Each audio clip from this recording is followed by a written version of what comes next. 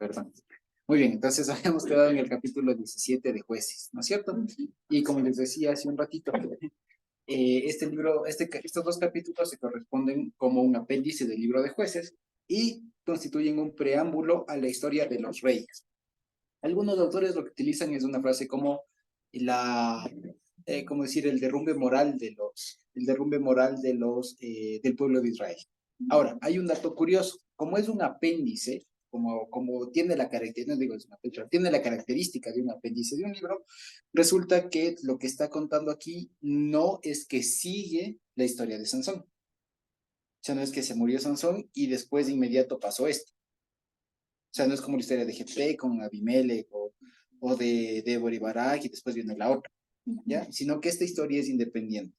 Por los datos que vamos a ver aquí de la historia, resulta que, eh, resulta que esta historia pudo haber sido una historia muy, muy temprana, o sea, incluso en el tiempo de la conquista. Y de hecho, vamos a ver que esta historia está pasando en la época de la conquista, con lo cual esta historia del capítulo 17 y 18 de Jueces se une con los capítulos 1 y 2 de este libro.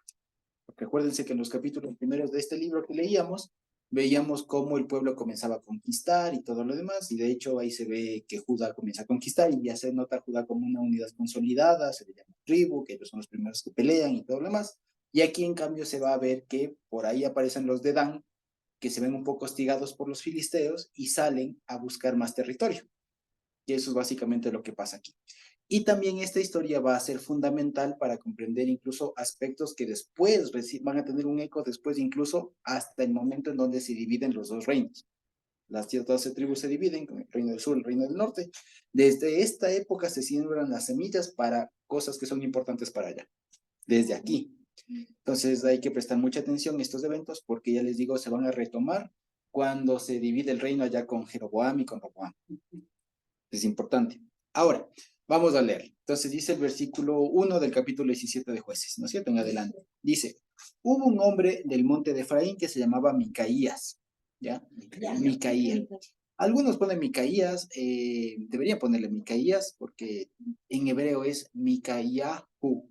Y de hecho es una curiosidad que aquí aparece el nombre completo. En inglés el nombre es Mica, ¿no? Mica, y de hecho más adelante en el mismo relato solamente se le pone como Mica, ¿ya? Pero aquí sí aparece un nombre completo que es Micayahu. ¿Eso qué significa? ¿Se acuerdan ustedes de esta frase que está en el Cántico de Moisés de Mica moja? ¿Ya? Eso es Mica moja, o sea, ¿quién es como tú?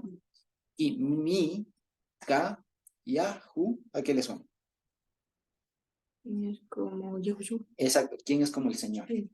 Mica, o sea, ¿quién es como Ya? Ya. ¿Quién es como ya? Ya, esta aparece por primera vez aquí el nombre completo y que este mismo nombre después tiene profeta. O sea, aquí hay un nombre teofórico, es lo que se llama. Nombre teofórico es el que tiene el nombre de Dios ahí. Desde ese nombre teofórico significa quién es como el Señor. De alguna manera más sencilla en nuestro lenguaje es como decir el incomparable. O sea, el Señor el incomparable. Hashem el incomparable. ¿Por qué? Porque es lo que dice, ¿quién es como Él? O sea, nadie es como Él. El incomparable. ¿De acuerdo? Así se llamaba este hombre.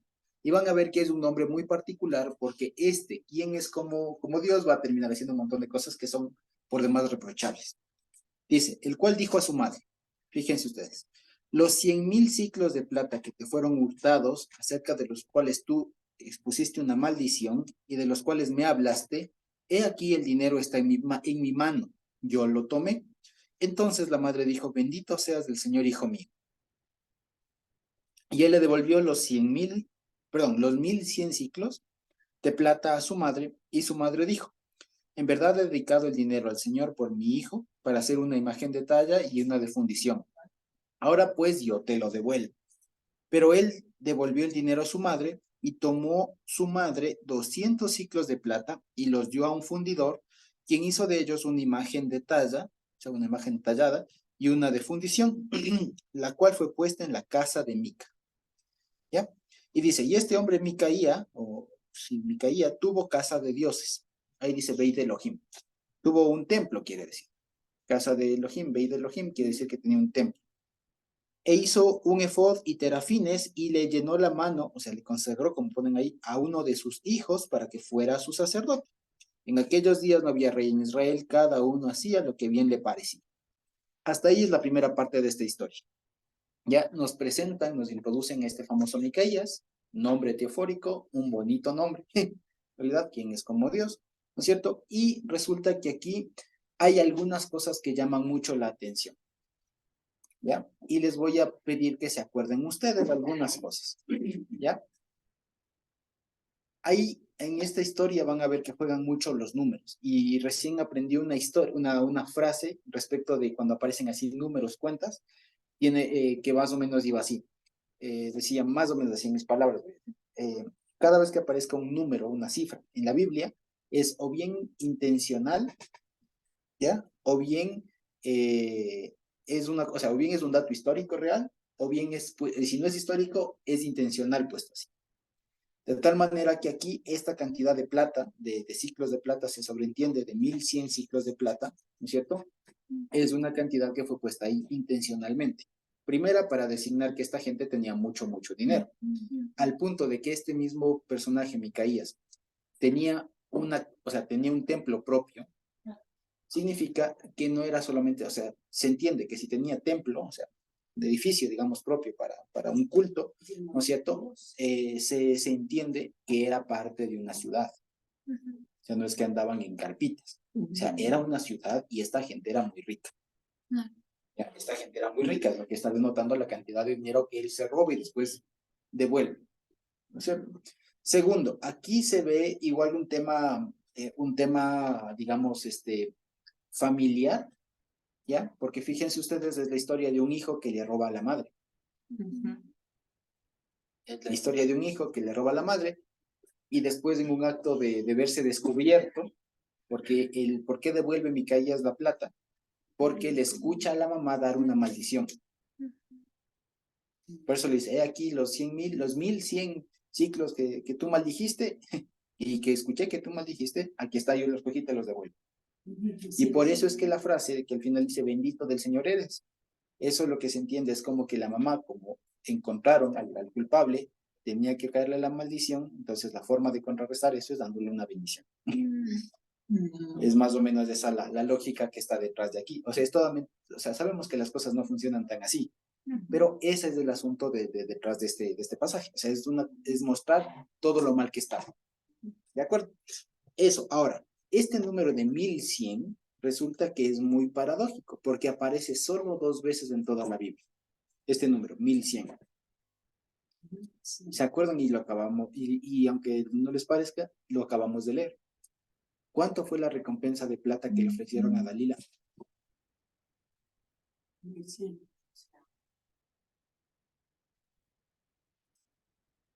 ¿Dónde? 1100. ¿En dónde dice?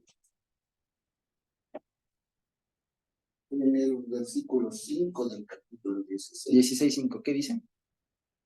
Leo. Sí, por favor.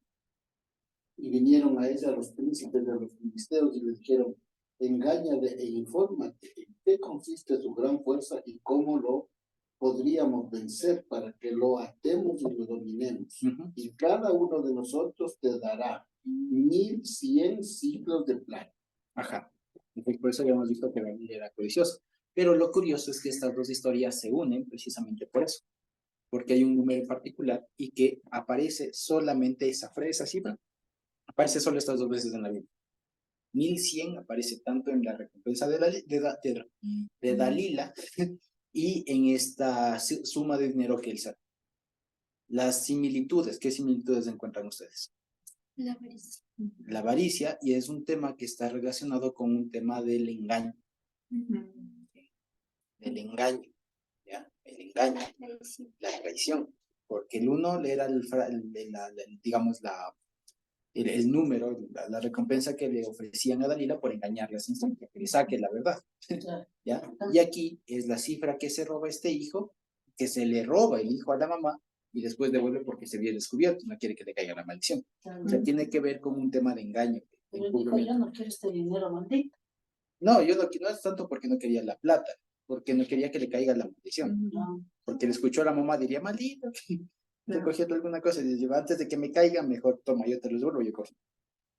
¿Ya? Eso es básicamente lo que hice. Ahora, con este 1100 ya vamos a ver que vuelve a aparecer y tiene una connotación interesante que leí en algún lado de los que estuve revisando, no me acuerdo cuál, igual ya al terminar el estudio les paso todo lo que pude revisar y me llamó mucho la atención. Entonces, vemos igual una semejanza con, incluso con la misma historia de Sansón, por lo siguiente, vuelve a haber una historia de una madre y un hijo. Vuelve a haber una historia de una mamá y de un hijo que no se llevan bien, que tienen una relación un poco conflictiva. O sea, que el mismo hijo le roba a la mamá. Y después, esto viene siendo un retrato de todo lo que viene siendo la sociedad de Israel en ese momento, en donde piensan hacer imágenes de talla, imágenes, o sea, muñecos, ¿no es cierto?, de plata en este caso, para el Señor. Ok, eran muñecos. De cualquier O sea, lo que pasa es una buena pregunta. El asunto es que para la época había el culto, ustedes se acuerdan que habíamos dicho que, digamos, esto se explica así. Algunos autores sugieren que esta historia se entiende desde la perspectiva de la cananeización de Israel. O sea, de que Israel se estaba asimilando a los cananeos. Y es lo que habíamos hablado. Entonces, eso implica el culto de los cananeos, que adoraban a Baal. Y Baal sí tenía figuritas. Entonces, cuando se comienza como que a complementar, digamos, a amalgamar los dos cultos, entonces piensan que están alabando al Señor, pero con el culto de Baal, que sí incluye figuras. Y estas cosas que ponen a hacer acá, el efod, el terafín y todo lo demás. Exactamente. Por eso esta es una muestra de cómo era la sociedad en ese momento. Y fíjense que esta historia, como les digo, está pasando todavía cuando están conquistando. O sea que el deterioro de la sociedad del pueblo de Israel fue inmediato. O sea, no es que pasó un tiempo. O sea, llegaron y, o sea, ni bien se establecieron en diferentes lados, o sea, se descongregó el pueblo, se complicó. Y al tiempo comenzaron a tener este tipo de cosas. ¿Ya? Entonces fue un tema así, digamos, rapidísimo. ¿Sí? Eso, entonces, aquí, como se ve, la mamá hace una imagen, parecería que hace dos, ¿no? Una imagen de, ¿cómo dice? De fundición y una de talla. Pero en realidad es lo mismo. O sea, con los 200 ciclos, ¿ya? Hizo una imagen que era tallada y fundida. O sea, fundían el metal precioso y después le tallaban, le acomodaban. Básicamente es eso. Es que hizo dos, hizo uno, ¿ya? Esta imagen. Ahora, también hay una curiosidad con el número 200, ¿ya? Y que tiene que estar relacionado. ¿Se acuerdan ustedes cuánto fue que cogió Acán del tesoro este de cuando derrotaron Jericó? ¿Se acuerdan ustedes? Podemos verlo en dónde está. ¿Dónde está? ¿Dónde está? ¿Dónde está? ¿Dónde está? Josué, ¿cuánto? ¿Se acuerdan, sí, no es cierto, de la historia de Acán? Que conquistan Jericó y tal. Y él se coge, ¿no es cierto? Puede ser el 721. ¿Cuánto dicen? Pues vi entre los despojos un manto babilónico muy bueno y 200 ciclos de plata. Ajá. 200 ciclos de plata. Y es lo mismo que esta mujer designa o determina para hacer esta imagen de fundición. Así que aquí se puede hacer otro paralelo, otra correlación. ¿Qué creen ustedes que significa entonces en este caso estos 200 ciclos de plata? Los 1100, el número 1100 en este caso habíamos visto que es el número relacionado con el engaño, con la traición. Este número 200 en este contexto, ¿qué significaría? La avaricia. La avaricia, por un lado, ¿qué más? Ajá. ¿Qué significó, qué hizo Acán? O sea, ¿qué implica lo de Acán? Ajá, pecado, pero Se cogió. ¿ya qué hizo Acán? ¿Se acuerdan? La idolatría. Idolatría, desobedeció, pero ¿qué más? ¿Qué hizo Acán? Escondió. Escondió, pero No era uno. No, No, porque No, no porque estaban tenía que ser conquistando, no se entregado. puede. No escogió de lo ¿Quién conmigo. son esos de decir? Por ahí va por desobedecer, pero ¿qué hizo? ¿Pero a qué? Al mandato del no, Señor. ¿Cuál no es mandato? la orden que dio. ¿Pero cuál mandato? No, toquen nada. Está, Ujú. no, lo demás es Jerem, ¿se acuerdan? Ajá. Sí. Es Jerem, ya. Ahora, fíjense ustedes, se dan cuenta que el concepto de Jerem está aquí implícito. O sea, los 200 ciclos de plata es lo mismo, digamos, confluyen aquí y es lo mismo, porque allá Acán tocó algo que no debía haber tocado. Igualmente acá, esta mujer está haciendo algo que no debía hacer, un culto al Señor que no era correspondiente. no debieron. Exactamente. O sea, si se quiere, el número 200 estaría relacionado con esto de desobedecer, sí, en términos generales, pero ya en particular, en específico, en desobedecer el mandato de Dios de no tocar aquello que es Jerem, o sea, de no intercambiar las cosas, de no amalgamar, No, es claro. de no mezclar las cosas. ¿Sí? Sí lo vemos. Ujú. Vale. Entonces, fíjense, entonces hace una imagen, un ídolo, como nosotros diríamos, un muñequito, pues, hace un muñeco, ¿cierto? Y le pone en la casa de Micaía. Y aquí fíjense ustedes que en la casa de Micaía, en el versículo 5, al final del 4 dice, ¿no? Que fue puesto en la casa de Micaía. Y en el versículo 5 dice que este hombre tenía casa de dioses. Entonces, ¿qué se entiende? Fue puesto en la casa, porque si yo entiendo, en la casa de Micaía es de donde él vivía y le puso un rinconcito, un altar y alguna cosa. Pero después, como me dice que tenía una casa de dioses, se entiende que la casa de Micaías es que tenía su templo privado. No, tenía un templo. Tenía un aparte. templo autónomo, o sea, tenía su templo propio. Claro. ¿Ya? Y lo que hizo fue ponerle ahí.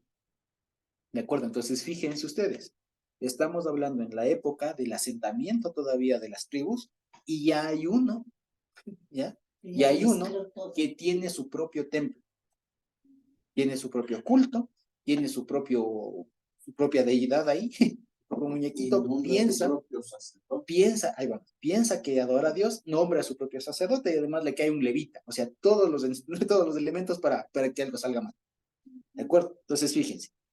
Dice, y este hombre tuvo casa de dioses e hizo efod y terafines. ¿Ok? Ahora, efod se sabe que es como chalequito, una prenda netamente sacerdotal. Hizo un efod, es una especie de chaleco, ¿no? Y terafines. La palabra terafines tendía algunas cosas, y es que esto se debe entender según el tiempo. Porque acuérdense, ¿se acuerdan ustedes que el papá de Lea y de Raquel, Labán, tenía terafines? Sí. Tenía terafines. ¿Y qué es lo que la Raquel se va robando? Se va escondiendo y no se levanta de un camello y todo lo demás. Ya, terafines. ¿Qué eran? Figuras. En realidad no se sabe. Ya, en realidad no se sabe. En realidad no se sabe. Y depende, y lo que quiero decirles es que depende del momento histórico y de la cultura. Estos eran terafines cananeos. Los que hablan en Génesis 31, que es donde aparece la historia de Labán, eran terafines, pero de allá de los arameos, de los de Mesopotamia. Entonces eran otras cosas. O sea, pero en general comparten el tema de que son instrumentos o implementos cúlticos. Algunos sugieren que pudieron haber sido una especie como de máscara o de implementos, digamos, que se utilizaban para el culto. Es una masa como estatuillas. Otros sugieren eso. Otros, por ejemplo, los judíos, algunos comentaristas judíos del medioevo, de la Edad Media, sugieren que eran unos muñequitos. Eran unos muñequitos que se les ponía como una monedita en la boca y que según eso daban una respuesta. Y por eso es que algunos sugieren, en cambio, que digamos, la respuesta a eso, para que los hijos de Israel no se sientan tentados a buscar los terafines por una respuesta de sí o no, el Señor le otorgó al sumo sacerdote el Urim y el Tumim. O sea, el Urim y el Tumim vendría siendo la contrapuesta o la auténtica, digamos, consulta realmente del sí y el no. Y los otros pueblos tenían terafines. Tenían un mecanismo de consultar a sus dioses y que les digan sí o no. Y ahora acá Y aquí también hace terafines. Entonces hace un efod, hace terafines y dice aquí consagró la mano, y literalmente dice llenó la mano. ¿Se acuerdan ustedes que esta frase lo vimos en alguna parashá de cuando está consagrando precisamente a Aarón y sus hijos? Que no se dice consagró, sino llenar las manos. Perdón. Aquí aparece de nuevo esta frase. Se entiende como consagró. Pero algo interesante. En ese momento, ¿se acuerdan ustedes cuando leíamos Levítico? De esto de la consagración de Aarón y todo lo demás, de llenarle las manos, veíamos precisamente que tenía este significado de, en ese momento, ¿no? El significado de que uno al Señor no le sirve con las manos vacías, sino con las manos llenas, se le adiestra, ¿cierto? Se le entrena, Sí, se le da con competencia. Resulta que aquí se podría aplicar eso. No, no, pues porque era ¿sí o no? culto a esto. Exacto, no se puede aplicar. ¿Cómo entiendo entonces? Porque aquí dice le llenó las manos. Dos opciones. Una, la fácil, hizo algo, o sea, llenó las manos, pero según su rito, según o sea, según lo que le pareció. Pero también hay otra forma de entenderlo, y es que hizo una copia, por así decirlo, del rito que ya había, del procedimiento que ya había. ¿Sí me explico? O sea, es como decir, se sabía en la época cómo es que se consagraba, cómo es que se entrenaba un sacerdote para ser una persona para ser sacerdote. El hombre estaba más o menos al tanto y él dijo, así es de hacer. A ver, tú y tú. O sea, se pasan ustedes por este procedimiento, ya son sacerdotes, por así decirlo. Como hoy día O sea, copió. como hoy es posesiones de pastores. Algo así, pero es como, o sea, simplemente decir, a ver, cómo es que se llega a ser, por decir ahora, que no es lo mismo, pero ¿cómo se llega a ser pastor? ¿Cómo se llega a ser pastor ordenado? Si quiere, ¿no? ¿Cómo se llega? Es que hay que pasar al frente. Entonces hagamos todo el tema, te ponemos el cosito y ya estás. Y se tiene su propio culto, ¿ya? Eso es lo que está haciendo aquí este hombre, porque aparece la frase, llenar las manos de. Entonces eso es lo que da a notar, no es que le estaba capacitando conforme el Señor manda, obviamente no, y menos en ese culto. Lo que se entiende es que estaba haciendo una copia, o si se quiere, una adaptación de ese procedimiento que está en la Biblia a lo de ellos. Pero tenía conocimiento de Algo de tenía, Levítico, claro, y sacan eso. claro, algo tenían. Por eso es que después le reconoce a este levita, a este sacerdote levita que vamos a ver, y dice, me cayó el 20, Claro. Dios me bendice, Dios me ama, ¿ya? Entonces vamos a ver. Entonces, y fíjense, aquí que dice que consagró a uno de sus hijos. Aquí hay dos formas de entenderlo. Hijo, literalmente uno de sus descendientes, o hijo de una manera diferente, que encontré esto y es algo que aprendí. La palabra hijo, en estos contextos, tiene también un significado político. Es decir, aquellos que se cobijan bajo la autoridad de alguien, y patriarca.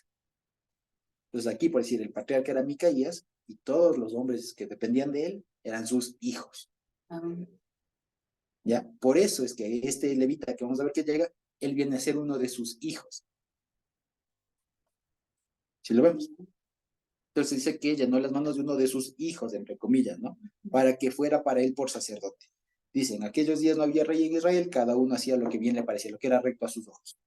¿Cierto? Dice, había un joven, y aquí fíjense ustedes, había un joven de Belén de Judá, de la familia de Judá, ahí no dice de la tribu, ahí no dice de la tribu de Judá, ahí dice de la familia de Judá. De la familia de Judá, que era levita y forastero allí. ¿Ya? Ok. Dice, este hombre partió de la ciudad de Belén de Judá para ir a vivir donde pudiera encontrar algo. Y llegó, dice, al monte de Efraín y vino a casa de Micaías haciendo su camino. Y Micaías le dijo, ¿de dónde vienes? Y el levita le respondió, soy de Belén de Judá y voy a vivir donde pueda encontrar algo.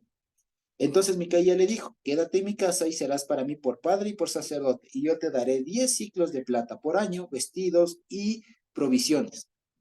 Y el levita se quedó. Y asintió el levita a morar con aquel hombre y fue para él como uno de sus hijos. ¿Se dan cuenta? Y Micaía llenó las manos al levita, ¿ya? Y aquel joven fue por sacerdote y él estuvo en la casa de Micaía. Y Micaía dijo, ahora sé que el Señor me hará bien porque tengo un levita por sacerdote. Ok, ahora, aquí hay algunas cosas. Primero, como vamos a ver, la identidad de este levita es desconocida. Y solo lo vamos a ver hasta el final del capítulo 18. Y podemos hacer el spoiler. ¿Ya? Vamos ahí al versículo 30 del capítulo 18. Leo. ¿Qué dice?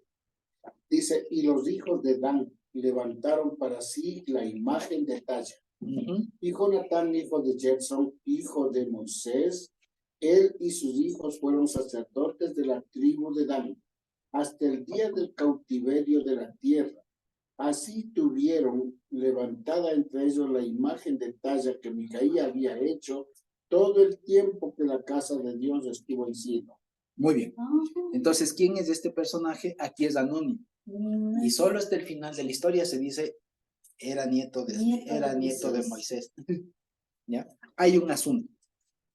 Aquí hay un asunto que les voy a compartir ahorita la pizarra para que podamos ver que en español lastimosamente se pierde. ¿Ya? Y son estos temitas de redacción. En este pasaje encontré dos. ¿Ya? Y aquí en el 17:7 dice así, ¿no? Al final pone, el cual era levita y forastero allí, ¿no es cierto?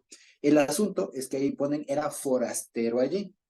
Ahora, si ustedes se acuerdan, forastero se escribe así, ger. Esto dice ger, ¿no es cierto? Ger. Vamos a ver. Ger. ¿Ya? Ger. Esta es la G y esta es la R. ¿Ya? Resulta que Moisés le pone a su hijo Gershón. Gershón, ¿no es cierto? Este es el CH y esta es la E. Porque él dice, Ger, ahí dice, he llegado a ser un extranjero, un peregrino acá. Ahora, resulta que hay una curiosidad. Esto se puede leer y esta frase se puede entender de dos maneras. ¿Y esto por qué les adelanté que era esta persona?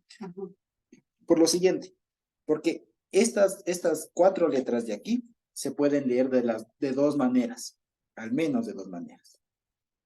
Se puede, ahí les pongo con otro color, se puede leer así, las mismas. O sea, unidas, Gershon, o separados. Aquí diría Gershon, o sea, Gerson, como suelen poner, Gershon, ¿cierto? Gershon, y acá aparece Gar, ¿qué significa esto? Arriba es el nombre, diría Gerson, y abajo diría peregrinó ahí. Ahora, fíjense cómo traduce la Biblia, cómo traduce esta versión. Al final, ¿cómo pone? En el 7. Forastero. Y fue forastero. Entonces esta versión está leyendo como abajo. Si se dan cuenta, está leyendo Behu Gershon. ¿Sí? Y dice, y él peregrinó ahí. O sea, él está leyendo con espacio. Si se dan cuenta. Y él peregrinó, fue forastero ahí. Pero si no le leemos así, si le leemos seguido, dirían, y él era, digamos, era levita de Gersón. ¿Se me explico? O sea, como decir, hijo de Gersón. O sea, desde esa época, o sea, si no le separamos estas dos palabras, ya nos está anticipando quién era el papá. O sea, de dónde era, básicamente. ¿Sí nos damos cuenta? O sea, en lugar de leer, y él era forastero allí, digan, no, él era de la familia de Judá, levita, gersonita. ¿Se me explico? Pero en cambio la traducción acá le divide y entiende como verbo y pone peregrinó allí. O fue forastero allí. ¿Ya? Entonces son estas cosas que digamos no hace falta saber, ¿no? Pero es interesante ver porque, ya les digo, o sea, si no me daba cuenta de estas cosas, o sea, si uno no se da cuenta de estas cosas, uno se entera hasta el final del capítulo, hasta el final de la historia. Pero con este pequeño detalle uno ya puede tener una pista de dónde era, ¿ya? Eso nomás. Ahora, volviendo acá, dice, entonces, este hombre, dice, partió de la ciudad de Belén de Judá, y aquí hay una cosa, en este versículo mismo 7, se da a entender y hay otra pista para comprender en qué momento histórico está pasando esto, que les decía, es al momento de cuando se están todavía asentando las tribus, ¿ya? Y es lo siguiente, que aquí no dice que era de la tribu de Judá, no se le presenta a Judá como una tribu, o sea, como una unidad consolidada. ¿Se acuerdan ustedes que en Josué vimos eso de que era una de las tribus más consolidadas porque tenía distritos y todo lo demás? Bueno, aquí no se le denomina así todavía, porque no se le llama tribu, se llama de la familia de Judá. Eso significa que al momento que está pasando esto, Judá no es la tribu, la organización social que fue en su momento después. O sea, esto está pasando en una época temprana del asentamiento. Si lo vemos. Entonces es bien interesante poder ver eso aquí. ¿Qué más dice? Ok, entonces dice, ¿de dónde eres tú? Dice, Levita le respondió, soy de Belén de Judá, voy a vivir donde pueda, ¿no es cierto? Y aquí en el 10 dice, Micaía le dijo, no, quédate en mi casa y serás para mí por padre y sacerdote. Y aquí fíjense, también encontramos otro uso de la palabra padre. ¿Cuál es el otro uso de la palabra padre? Lo que ponen adelante, sacerdote. ¿Ya? Padre, como aquel que da, no como lo católico, sino como aquel que da el amparo, el cobijo. Y especialmente porque el sacerdote en esa época, y lo que va a hacer aquí, lo que se nota después de la historia, es que a él acudían para una respuesta sí o no de parte de Dios. Eso es la función de un sacerdote en esa época, dentro de las otras del culto, el sacrificio, lo que ustedes quieran. La función del sacerdote era consultar al Dios que fuera, hago o no hago, subo o no subo, bajo o no bajo, compro o no compro. Y el sacerdote inquiría a Dios lo que sea y venía con la respuesta sí o no. Y esa función de consultar con Dios y dar una respuesta era lo que le daba el carácter de padre, porque al final tomaba una decisión. ¿Te me explico? Entonces, fíjense, vas a ser el padre. Dice, tú serás por padre, o sea, por sacerdote, que más que sacerdote, en lo que nosotros podemos entender, era una persona, digamos, cúltica, o sea, era alguien como consultor, o sea, hacía de intermedio, ¿ya? Y dice, y te daré 10 ciclos de plata por año, vestidos y comida. Y el levita se quedó. O sea, ofertó. Exacto. ¿Qué más quiero? Y fíjense que este hombre sale despechado de su tierra a ver qué encontraba. Literalmente dicen, salí a ver qué encontraba. Ahí ponen, no, a ver si encontraba el lugar. Eso del lugar, quítenle, no está ahí. Solo dice, salí a ver qué encuentro. A ver qué encuentro. Y se encuentra con este hombre y le dan plata, o sea, salario, ropa y comida. ¿Qué más quiere? ¿Qué más quiere? ¿Cierto? ¿Qué más quiere? ¿Ya? Y aquí hay un asunto bien interesante que vuelve al tema, que es un argumento un poco elaborado, ya puede decir un poco, ya, se pasan, pero es interesante por esto. El número 1100 es, si dividen 1100 para 10, que son los dos números que aparecen aquí, ¿cuánto da? Para 100. 1100 para 10, que son los dos números que aparecen aquí, ¿no? Los ciclos de plata. ¿Cuánto da? 100.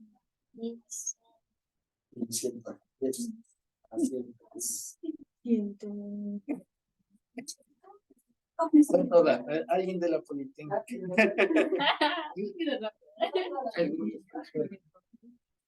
110. 110.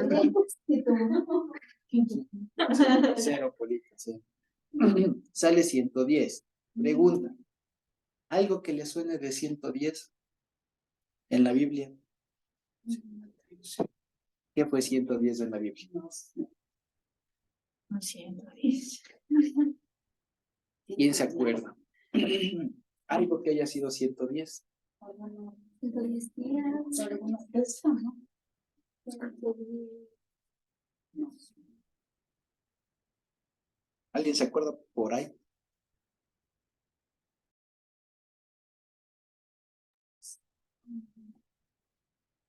¿110? ¿No?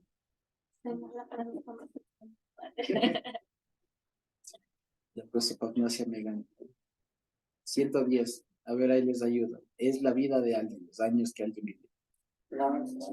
A ver, ¿quién? No, no vivió. ¿Quién? Los años de Josué. Exactamente. Precisamente, y más que está relacionado con esa historia, es la vida de Josué. Josué vivió 110 años. Entonces, si es que se hace esta relación numérica, ¿qué encontramos? Cuando Josué muere, deja al pueblo asentadito, bonito, todo chévere, todo en orden, ¿cierto? Y cuando aquí vuelve a aparecer esto multiplicado por 10, ¿qué vemos? 1100, pero ¿qué contexto vemos? Todo lo contrario. Entonces, fíjense que este 1100 que está ahí, o sea, son 10 veces lo de Josué, y aquí forma como, o sea, todo lo que desencadenó, o sea, digamos, o sea, todo a donde fue a desembocar la obra de Josué, digamos. O sea, cómo es que se trastornó en el camino, ¿ya? Que en lugar de haber sido lo que se esperaba con Josué, que la gente siga fiel y todo lo demás, aquí se multiplicó, pero para lo malo. Y este capítulo de aquí viene a ser, como les decía, por eso también, un momento en el que se evidencia todo o sea, se contrasta todo lo que debió haber, todo lo que no debió haber sido el pueblo, llegaron a ser. ¿Ya? Aquí se ve, o Y en sea, poco pueblo tiempo. con Dios y pueblo sin. Exactamente, con Josué los 110 años, el pueblo con Dios, marchando en orden, organizados, una cosa hermosa. Acá todo lo contrario. Ahora, aquí en este tiempo de jueces ya no había el tabernáculo. ¿No? Sí había, pero estaba en Silo, en Silo, Ahí se quedó. estaba y ahí quedó. Por eso Ya es que no había después sacrificios. sí había, pero el asunto es que como la gente ya se dispersó, ya no iban todo el tiempo. Que eso es lo que nos cuenta la historia de Samuel. ¿Se acuerdan? Que el sumo sacerdote Elí está sentado, o sea, vago, sin hacer nada, nadie subía, nadie iba. Y sus hijos. Y los hijos haciendo horrores, ¿cierto? Entonces resulta que ese era el contexto, y por eso es que, como les digo, esto conecta con la historia ya de Samuel, porque relata, o sea, demuestra, digamos, presenta a toda la sociedad como estaba, una sociedad mezclada con ideas chuecas ahí, sin rey, sin nadie que ponga orden, cada cual por su lado, todo un desastre. Ya, claro, se acabaron los jueces, no había quien consulte al Señor, había cultos locales, o sea, todo un desastre, ¿ya? Eso fíjense. Entonces, esto con el tema del 1100, el 10, ¿ya? ¿Y qué tiene que ver con eso? O sea, son contrastes que alguien encontró por ahí que son simpáticos, ¿no? Carmita. Carmita o hermana Dina, que están ahí mismo.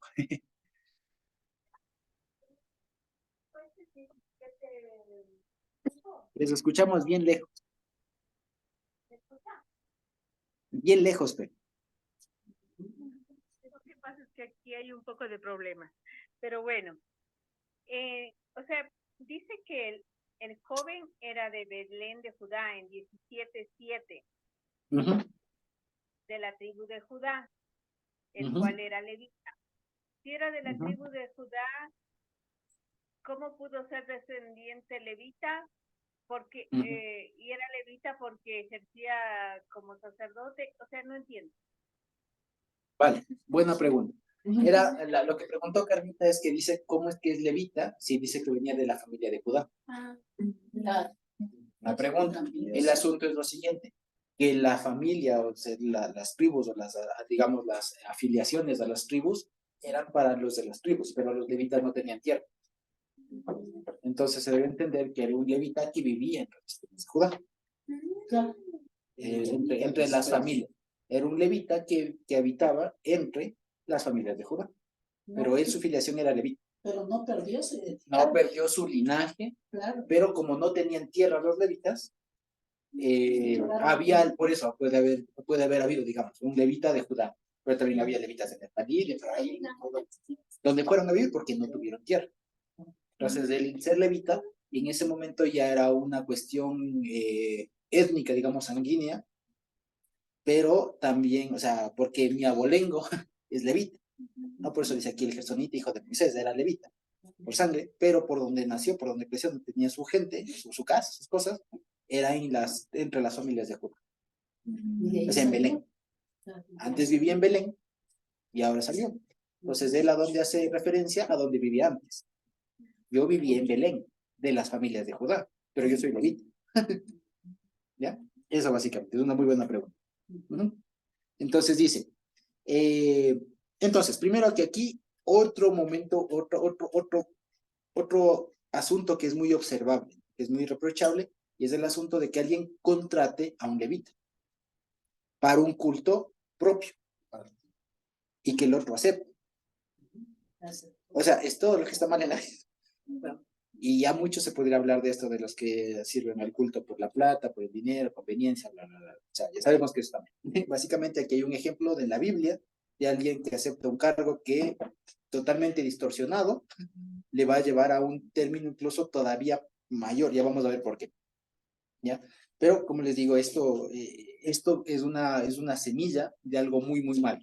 Tal vez de estos eventos como aquí es de donde después del apóstol Pablo dice que, ¿cómo es? La semilla de todos los, ¿cómo es? Es el amor al dinero. Raíz de todos los males. Raíz de todos los males es el amor al dinero, porque este hombre se queda aquí, entre otras cosas, por lo que le ofrece, económicas, ¿no? Y resulta que después esto va a desembocar, y ya lo vamos a ver, va a desembocar en un culto autónomo que van a tener los danitas en la ciudad de Dan al norte, que después, en la época de los reyes, de Jeroboam y de Robam, cuando se divide el reino, van a tener su propio culto los danitas todavía hasta esa época, los de Dan, en Dan al norte, van a tener su propio culto allá, lo que después va a desembocar en que Jeroboam, viendo eso, diga, ya hay un culto acá, solo me falta poner otro en Betel. Y con eso hace la usurpación del templo. O sea, fíjense ustedes cómo es ¿cómo se dice esto? Como un efecto mariposa. Un efecto mariposa. Aquí sale un levita, ya, sale un levita, el otro le contrata, y ¿quién se iba a imaginar que eso termina en después un culto que le llevó a la ruina a las 10 tribus del norte? ¿Me explico? Todo eso que se ve allá de Jeroboam, de Robam y todo demás, comienza en buena parte acá. ¿Ya? Con eso. Entonces, fíjense ustedes. ¿Dónde puede ser Exacto. una desobediencia de Dios a dispuesto? Así es. Entonces, eso significa que no se puede particularizar el ejercicio de la fe en Dios cuando es en una forma comunitaria. Así El es. sacerdote no puede ser particularizado. Yo tengo mi sacerdote. Claro, mi propio. Y peor decir que eso es bendición de Dios, porque eso dijo este hombre. Ahora el Señor todavía, fíjense, o sea, ahora el Señor me bendecirá. Ahora, ¿en qué cabeza sana nosotros diciendo, tengo mi culto, o sea, mi templo propio, tengo terafines, tengo estatuas, hago yo mi propio efod? Y voy a contratar un pastor propio. Claro, y contrato un levita propio y pensar que así me va a hacer bien el Señor. No, o sea, fíjense que eso a nosotros decimos de que estarían pensando. Pero fíjense que para él todo lo que le pasó es se sacó la lotería, o sea, ¿qué más bien me puede ir, qué mejor me puede ir en la vida? Era muy Todo está, distorsionado. exactamente. Muy bien, entonces fíjense, para esta persona le estaba yendo de maravilla. Estaba yendo a pedir de boca, exacto. Ya qué más le faltaba ganarse la lotería, pero en esa época no había. ¿Ya? ¿Qué más le faltaba? ¿Me explico? Pero fíjense que ya para nosotros, ojo crítico, y todo lo demás decimos, este hombre estaba en la peor confusión de la vida. Hacían lo que bien parecía. Claro, hacían lo que bien les parecía, lo que les parecía recto a sus ojos. Y ese es el asunto. No lo que les parecía recto a los ojos de Dios, es lo que les parecía recto a sus ojos. Y este hombre a sus ojos le estaba yendo perfecto. ¿Ya? Fíjense ustedes. ¿Ya? Ahora, dice el versículo 1 del capítulo 18, ¿no es cierto? Es en realidad no es, está más ligado al capítulo 17 que al 18. ¿Ya? Porque dice, en aquellos días no había rey en Israel, y en aquellos días la tribu de Dan buscaba posesión para sí, donde habitar, porque hasta entonces no había tenido posesión entre entre las tribus de Israel. Pero si todos tenían posesión. Exactamente, ¿Cómo? ese es el asunto. Ese es el asunto. No Por se eso es que les decía, muy bien, vamos a ver. El asunto es que en Josué, vamos a ver, está en Josué 17, si no estoy mal. Josué, no. Josué 19.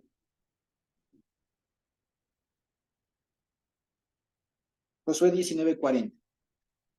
En adelante. Dice, ¿no? La séptima suerte correspondió a la tribu de los hijos de Dan conforme a sus familias. Y dicen, ¿no? Su territorio fue Sora, Estaol, Irsemes, Sabalín, Ajalón, Het, Leilón, Timnat y algunas más. Ya, fíjense ustedes que Sora y Estaol son las ciudades donde habitaba Sansón. O sea, Sansón era danita, ¿no? De la tribu de Dan. Entonces, fíjense, y en el 47 de Josué 19 dice, y les faltó territorio a los de Dan, y subieron los hijos de Dan y combatieron a Leshem, y tomándola hirieron a filo de espada, y tomaron posesión de ella, y habitaron en ella, y llamaron a Leshem Dan, el nombre de Dan su padre. Esta es la heredad de la tribu de los hijos de Dan, conforme a sus familias, estas ciudades con sus aldeas. ¿Qué nos dice Jueces? No es que les faltó, no, es que no pudieron conquistar, es que no conquistaron todo. Y se dan cuenta, no es que les faltó espacio. Sora y Estaol tenían, pero eran ciudades pequeñas. Y lo que dijeron es, no podemos aquí, porque además en la época, según se entiende más adelante, y con lo que cuenta la historia de Sansón, ¿ya? También se ve que estos estaban siendo muy acosados posiblemente por los filisteos. Entonces, con ese acoso constante, que puede ser necesario que se levante un Sansón, ¿ya? Pero con ese acoso constante de los filisteos, los de Dan buscan migrar. Buscan migrar. Y no es tanto que eran abundantes, que no les alcanzó, no, el asunto es que ya no podían vivir ahí. Y deciden Buscaron migrar. más, buscaban más. Ese es el asunto. Fíjense ustedes. Dice, y los hijos de Dan enviaron de su tribu 5 hombres de entre ellos, hombres de Jair, dice, valientes, equipados, de Sora y Estaol, ¿ven? Para que reconociesen y explorasen bien la tierra, y les dijeron, vayan, reconozcan la tierra. Estos vinieron al monte de Efraín hasta la casa de Micaía y allí posaron. Aquí hay otra similitud, el número 5, ¿ya? Y que tiene que ver con una relación interna del número de jueces, para que veamos. En este caso, tal vez esto nos cuesta más, pero en el libro de jueces, ¿quiénes eran 5? El libro De jueces, ¿qué era 5? Tiene que ver con los filisteos. ¿Alguien se acuerda? ¿Qué había de 5 en el libro de jueces?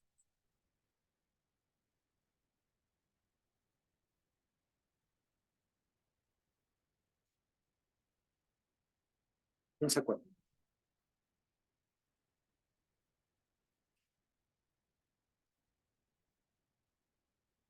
Bueno, 5 eran las ciudades principales de los filisteos y 5 eran los reyes de los filisteos.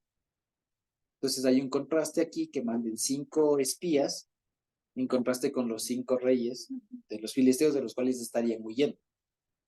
¿Ya? Eso básicamente. Entonces mandan 5 espías. ¿De acuerdo?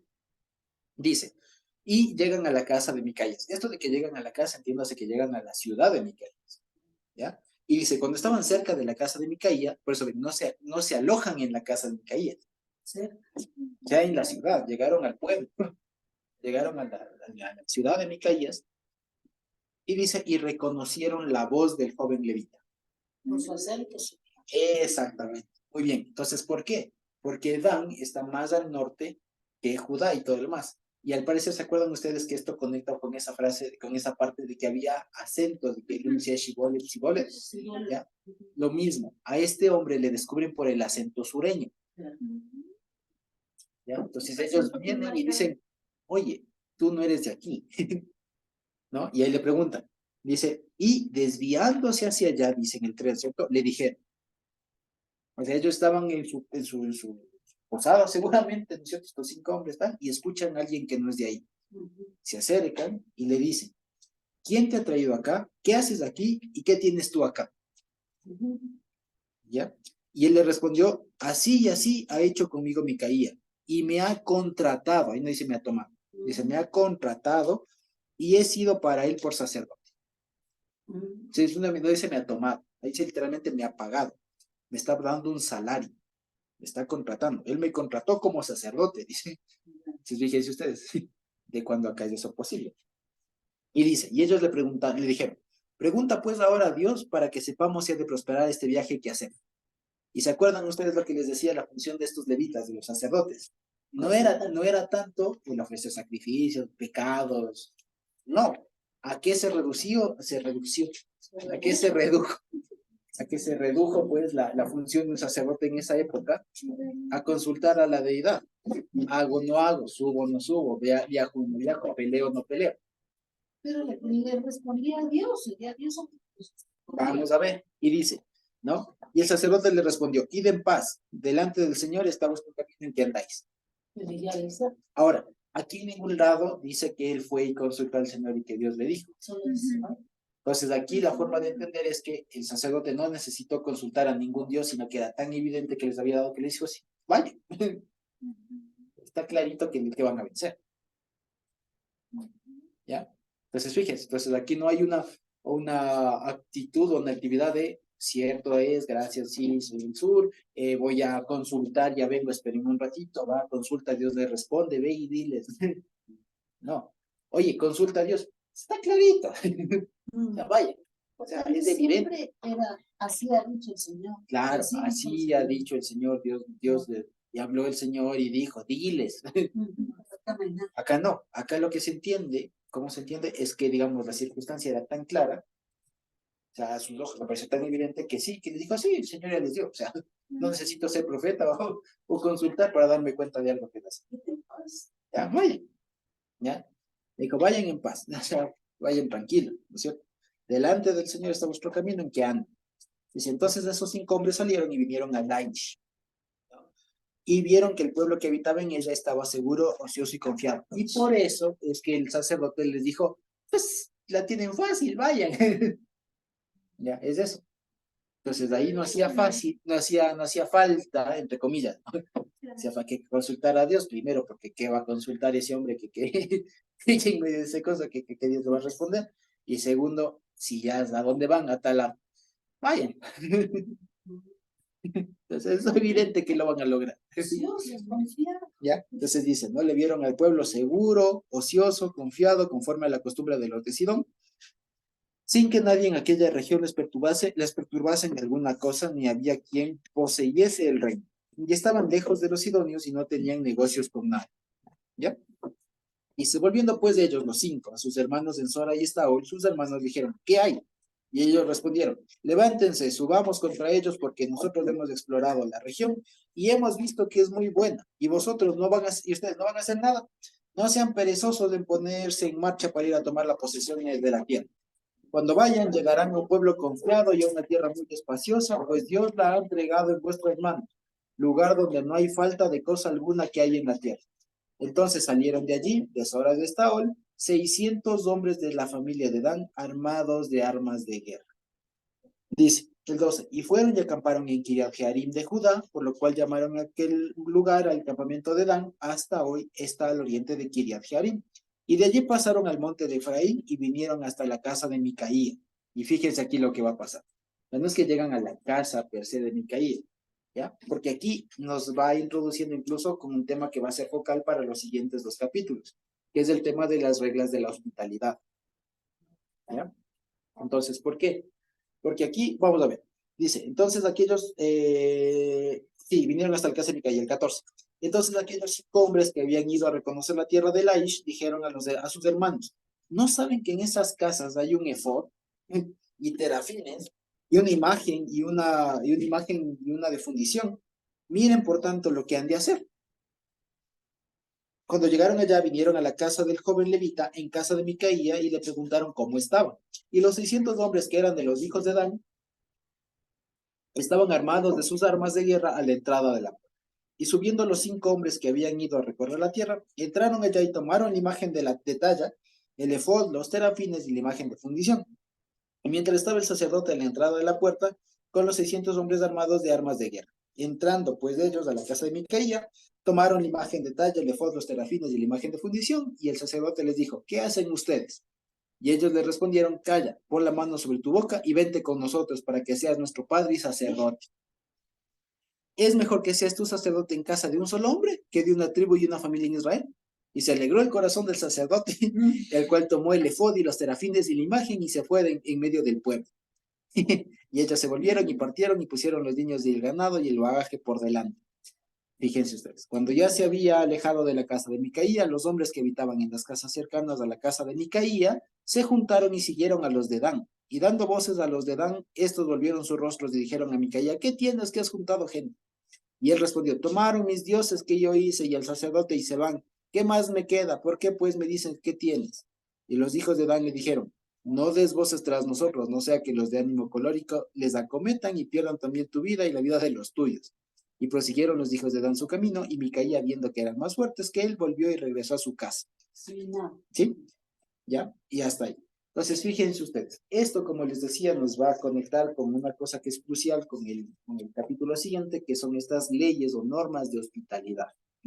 Aquí lo que se entiende es que estos primeros, los 5 espías, se alojaron no en la casa de Micaía, porque al parecer él no sabía de estos 5 hombres, o sea, con quienes tuvieron contacto fue con el sacerdote ¿cierto? Y ¿por qué? Porque las leyes de hospitalidad de la época no les permitía hacer este robo. a la final. Se quedaron afuera. Claro, o sea, más bien dicho, si Micaía les hubiera recibido realmente y alojado en la casa, ellos no tenían por qué haber hecho esto.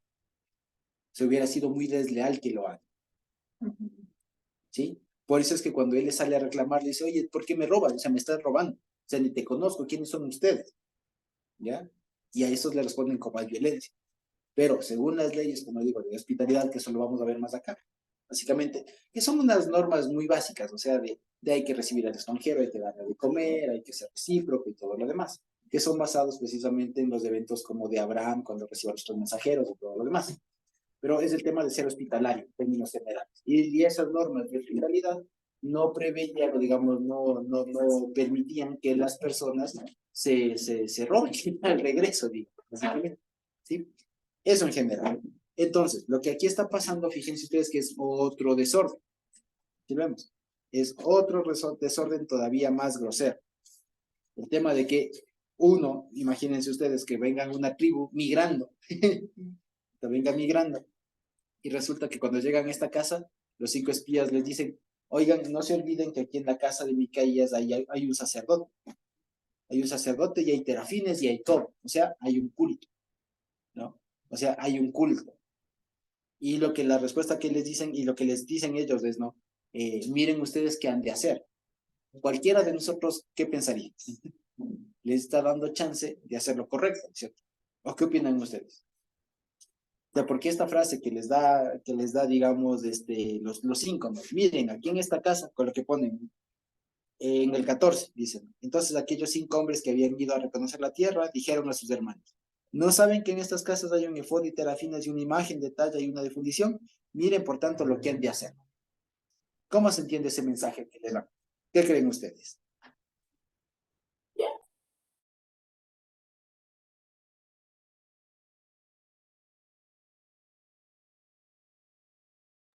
¿Cómo le verían ustedes? ¿Qué creen ustedes?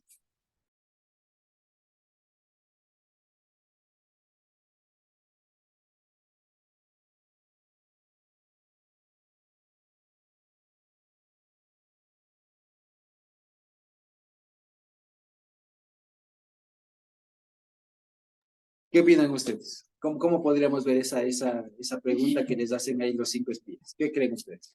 Como pues le está haciendo notar, ¿no? Que está ahí esa oportunidad para que ellos vayan y se aprovechen.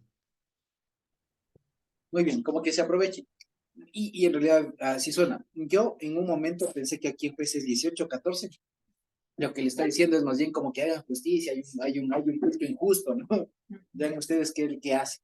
Pero resulta que en realidad no, lo que le estaban diciendo es pónganse pilas, se aprovechen. ¿Cómo van a dejar desaprovechado todo un culto ya instaurado? Hasta sacerdote tiene.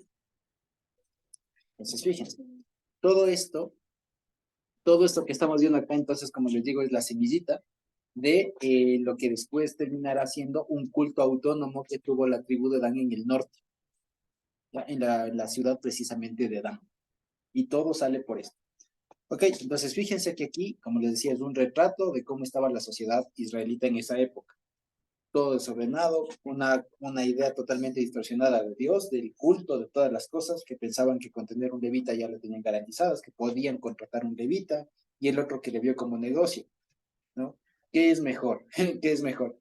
¿Ser levita de una casa, de una ciudad, o mejor de toda una tribu? El otro diría, no, pues si aquí me dan 10 ciclos, entonces con la tribu tengo muchas veces más. Mejor me voy a la tribu. Entonces, fíjense ustedes que hay un tema, como les digo, de todo lo que estaba mal en esa época, una distorsión total. ¿Sí?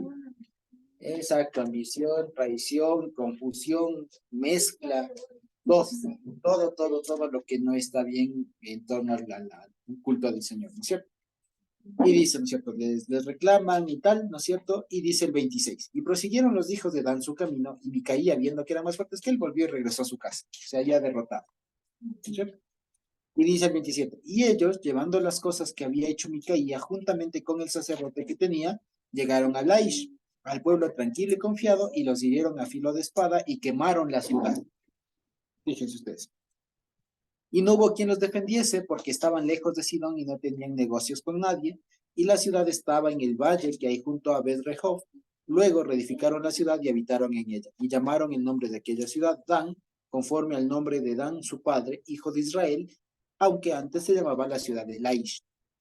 Y los hijos de Dan levantaron para sí la imagen de Talla, y Jonatán, hijo de Gersón, hijo de Moisés.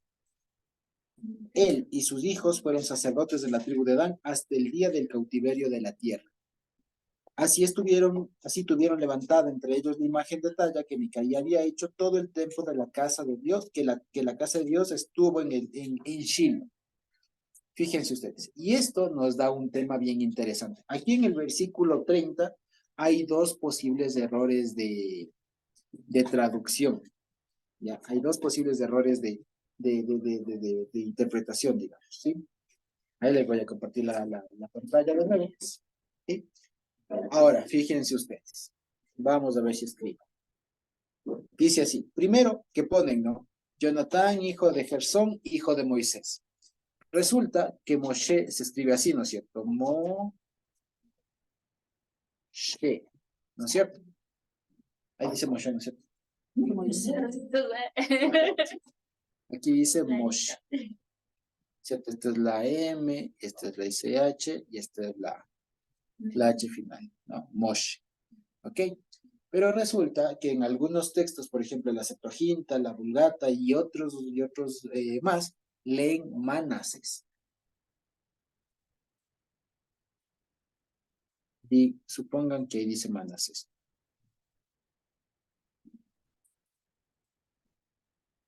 ¿Ya? Manasés. ¿Por qué? Porque Manasés se escribe así. Se escribe así. Menashe. O sea, hay una letrita que se habría, entre comillas, caído. ¿Ya? Hay algunos otros textos que sugieren que ahí no era hijo de Moisés este hombre, sino era hijo de Manasés. ¿Ya? O de alguien llamado Manasés. Sin embargo, como les digo, no es el texto masorético, el texto, digamos, hebreo antiguo, sino está en la Septuaginta, está en la Vulgata y demás, o sea, en traducciones posteriores. Lo que yo creo es que si era hijo de Moisés, ¿ya? O sea, era un descendiente de Moisés que terminó haciendo todo lo contrario al abuelo, ¿no? Un descendiente de Moisés que fue el instaurador de esto. Ahora, en este mismo versículo, voy a borrar todo, ¿ya? En este mismo versículo hay otra cosa que también da un texto, digamos, da una información muy valiosa respecto de... Vamos a ver, no se borra. Bórrate. Bueno, da a entender una información muy valiosa respecto de lo siguiente, ¿ya?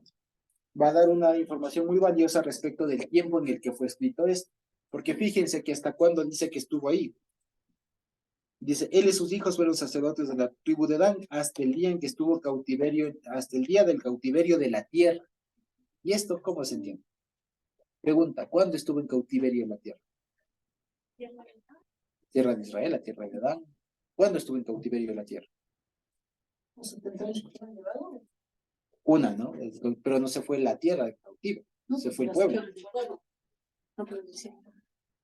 ¿Y ahora? Y aquí hay un posible error ¿cómo es? De redacción otra vez, no, de redacción del copista, digamos, de una cuestión de los manuscritos, por lo siguiente. La palabra tierra se escribe así. Se escribe así. Eso es Eretz. Eretz. Eretz. ¿No es cierto? Esta sería la E, bueno, la comilla, la R y la TZ. Eretz. ¿No es cierto? Eretz. Ahora, pregunta. ¿Cómo se escribe arca? ¿O cómo se dice arca en hebreo? ¿Alguien se acuerda? Como el arca del pacto.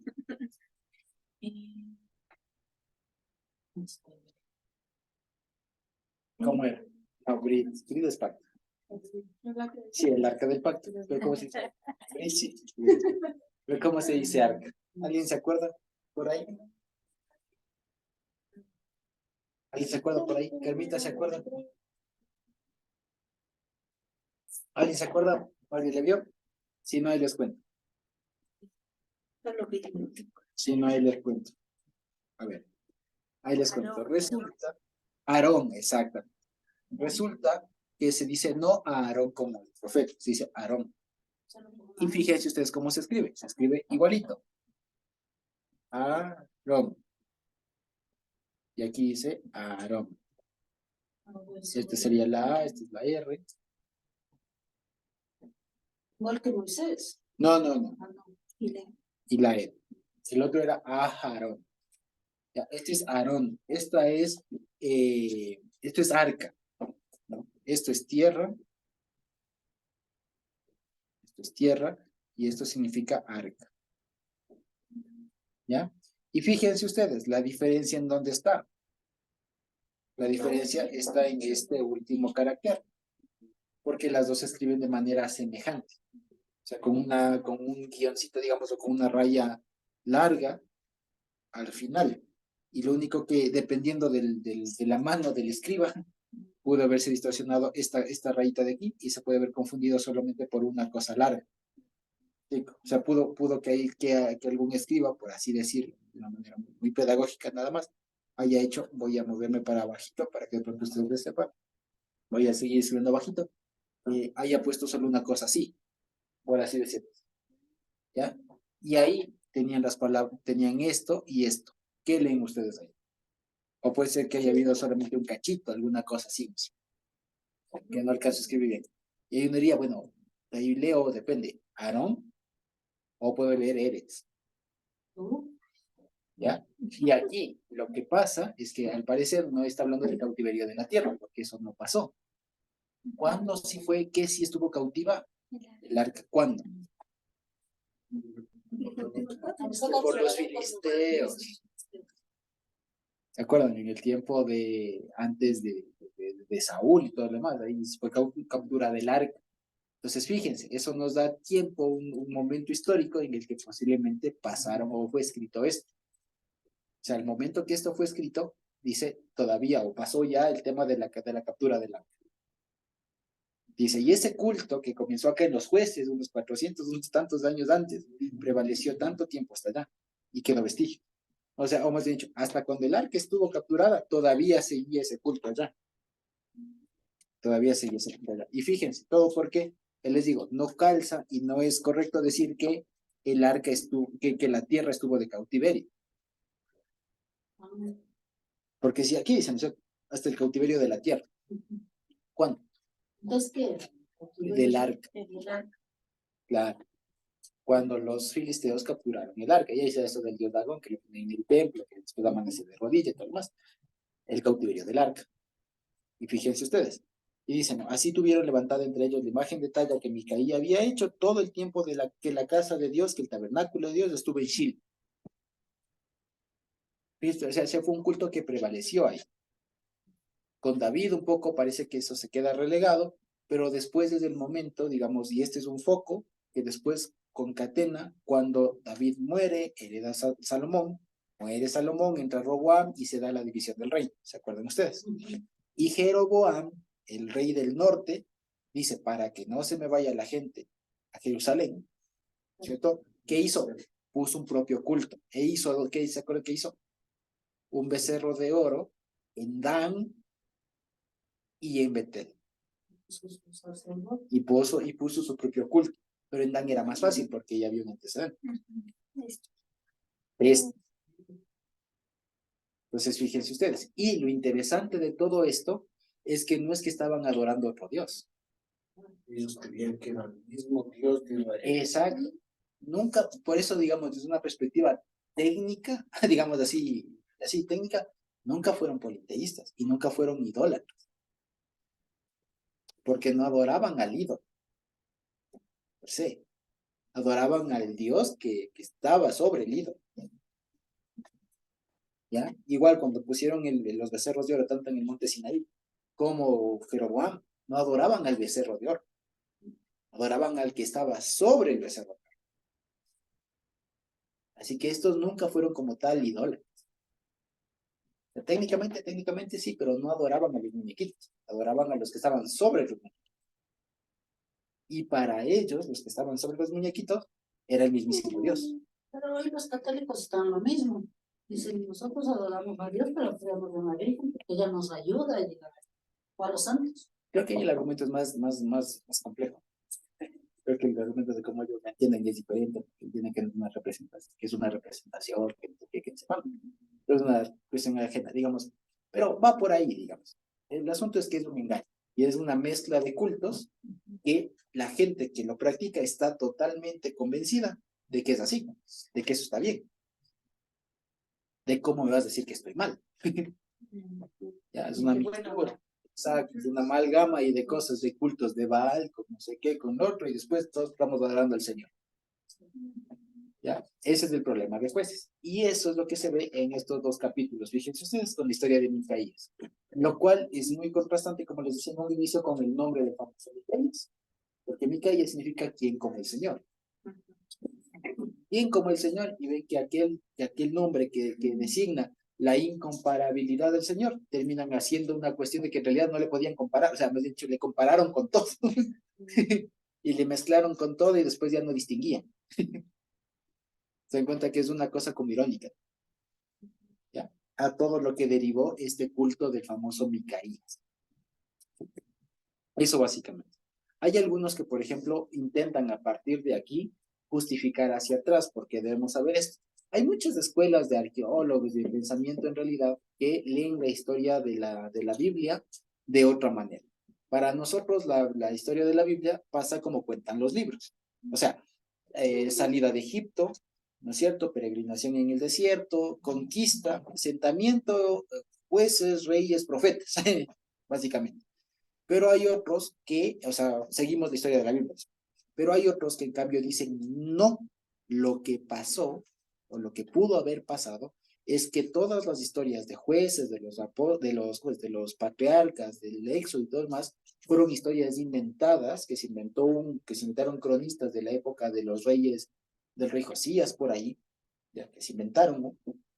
Para justificar la genealogía del rey David y para justificar toda la posesión de la tierra. Esa es la otra postura.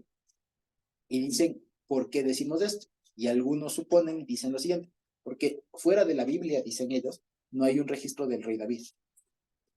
Si hubiera sido un rey tan importante como dice la Biblia que fue, hubiera habido registros en las civilizaciones antiguas. Y dicen no hay, sin embargo, sí se han encontrado. Pero los salmos que él escribió dicen mucho. Ya, sí, pero el asunto es que después te dicen que los salmos no necesariamente escribió el rey David, sino fueron posteriores y cosas por eso. ¿Ya? El asunto es ese. O sea, lo que quiero decir es que hay una forma de pensar y de interpretar la Biblia al revés. ¿Ya? Y muchos, por ejemplo, recuerdan o recogen que estas historias, por ejemplo, dan precisamente signos de eso, porque son historias antiguas. Y aquí dan signo de que no había como tal una consolidación de tribus, que había cultos separados, que había incluso dialectos diferentes, ¿no es cierto? Lo cual da para ellos suponer que en realidad todo fue una historia inventada a partir, o sea, ¿cómo justifico mi estatus actual? Pues bueno, tiro para atrás y comienzo a inventar mi historia, ¿ya? Y tal, y así hay un montón de gente, ¿ya? De muchos reyes posteriores hay testimonios. Hay testimonios de tanto en la propia tierra de Israel y en el extranjero. Se le menciona al rey Ezequías, al rey Josías, en otros lados se les menciona, pero el rey David no. Así como tampoco, por ejemplo, hay testimonio, hay alguna mención del primer templo. No hay. No hay ninguna mención, ninguna representación, alguna cosa. Fuera de la Biblia no lo hay. Y eso al menos para los que estudian arqueología se necesita contrastar. ¿Ya? Y eso hace que muchas cosas para los estudiosos queden en duda, para algunos. Otros de plano lo niegan. Y otros sí logran ir más allá y decir, no, sí se puede justificar que esto pasó. Y más hay pruebas en realidad y en el fondo hay más pruebas para creer que todo esto pasó, incluso si uno fuera escéptico, si uno fuera así como que no sé y toda la cosa, hay muchas más pruebas para creer que todo esto pasó así y que se dieron en realidad líos y se dieron unas situaciones muy complejas ahí sociales entre las tribus, que en realidad fue necesario que venga un rey a poner orden antes que pensar que fue una reconstrucción y todo lo demás. Y el asunto es que, fíjense, el asunto es este. Y aquí nos dan una clave. El asunto es que el culto al Señor se descentralizó. Porque antes en el desierto, el culto del Señor estaba el tabernáculo en el centro y toda la gente alrededor. Estaban ahí.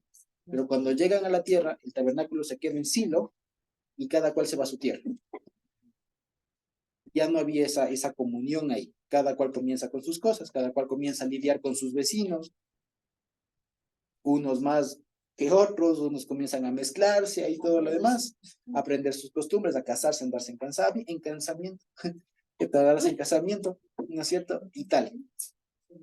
Y se mezcló. Y el culto del Señor, bien gracias del Chile. O sea, bien ahí solito. Por eso es que después de esto sirve el preámbulo para ver que así, o sea, Dan es para muestra de cómo estaban todos los demás. Dan. ¿Ya? Dan es la muestra de cómo estaba todo el pueblo, con su mente hecho pedazos, bloqueada y un montón en desorden. Algún resquicio había del Señor, del culto del Señor, pero mezclado con un montón de cosas. Y es necesario después, ya lo vamos a ver, que venga Samuel y comience como a purificar todo eso, a refinar todas las cosas. Y finalmente diga, no, aquí se pone el reinado y se traslada el culto a Jerusalén.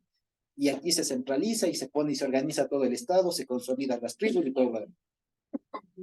Fíjense ustedes que es un tema que este libro de Jueces, a la vez que nos da muchas enseñanzas prácticas y todo lo demás, de no confundirnos, de no amalgamar, y todo lo demás, nos da un tema muy histórico, o sea, unas bases fuertes históricas para comprender por qué es que pasa lo de Samuel, por qué es que pasa lo de los reyes y todo lo demás, y fíjense que se remonta a un século. ¿Sí? Entonces, fíjense, ya les digo, y esto está pasando en un momento en el que todavía no había como tal la identidad de pueblo, de tribu y tal, sino que están en un momento temprano de asentamiento, cuando recién comienzan a migrar y se van al norte. Y ya. Sí, eso básicamente con estos dos capítulos. Por eso es que algunos sugieren que este capítulo 17 y 18 están en la misma historia, en el mismo momento histórico del capítulo 1 y 2 del mismo libro de Jueces. O sea, si quisiéramos ser históricamente precisos, tendríamos que leer el capítulo 1 o 2 de Jueces, después le metes el 17 y 18. ¿Ya? Pero se entendería. Y se entiende. Y se entiende. ¿Ya? Pero el asunto, como les digo, es que Jueces es un compilado, es una, ¿cómo se dice? Es una antología de historias de la época, que no están organizadas en orden cronológico. ¿Ya? Por eso que se acuerdan ustedes que la historia de Barak y de Débora pasa en realidad después que muchos otros, pasa mucho antes, ya no recuerdo, pero están desfasadas, digamos. Igual la historia de Sansón no es que continúa la historia de Jefté, van pasando en momentos diferentes. Y esta historia del 17-18 es de las primeras en pasar. ¿Ya? Antes de que haya siquiera la figura de jueces. ¿Sí vemos? Y digamos, editores posteriores del libro, que recopilaron todo esto, y se encontraron con esto y le pusieron ahí, por así decirlo. Pero con una intención. Por un lado, conecta muy bien con la historia de Sansón, porque está pasando en el mismo lugar. Está pasando en Sora y Estaol, en la región de Dan, con los danitas, con los que se acaban de enfrentar a Sansón y todo lo demás. Se está conectando por ahí. Aunque pasó antes, mucho tiempo antes, conecta con la última historia. Y también lo que está describiendo ahí conecta con la situación del pueblo que después va a ser retomada en el libro de Samuel. ¿Sí? Entonces es una obra bastante genial, digamos, cómo se compuso. Cómo se compuso. Y lo que les digo es que, una vez más, no debemos considerar que el libro de Jueces es un continuo, ¿no? Sino que en realidad es un compendio, es una colección de las mejores historias, digamos así, de esa época. ¿Sí? Eso básicamente. Y ya Dios mediante la siguiente semana hemos de estar continuando con el capítulo 17, perdón, 19, 20 y no sé si el 21, porque casi que todo eso es una sola historia. Esa es una sola historia. Y en 15 días, Dios mediante, estamos leyéndonos el libro de Ruth, ¿sí? Que el libro de Ruth es chiquito, ya tal vez lo vemos en una o dos ocasiones, pero el libro de Ruth igualmente está pasando en el tiempo de Jueces. ¿Ya? O sea, no es que se acaban los jueces, viene Ruth, no. Ruth está pasando en medio de todas estas cosas. ¿Sí? Eso básicamente. ¿De acuerdo? No sé si tenemos alguna pregunta, algún comentario por ahí.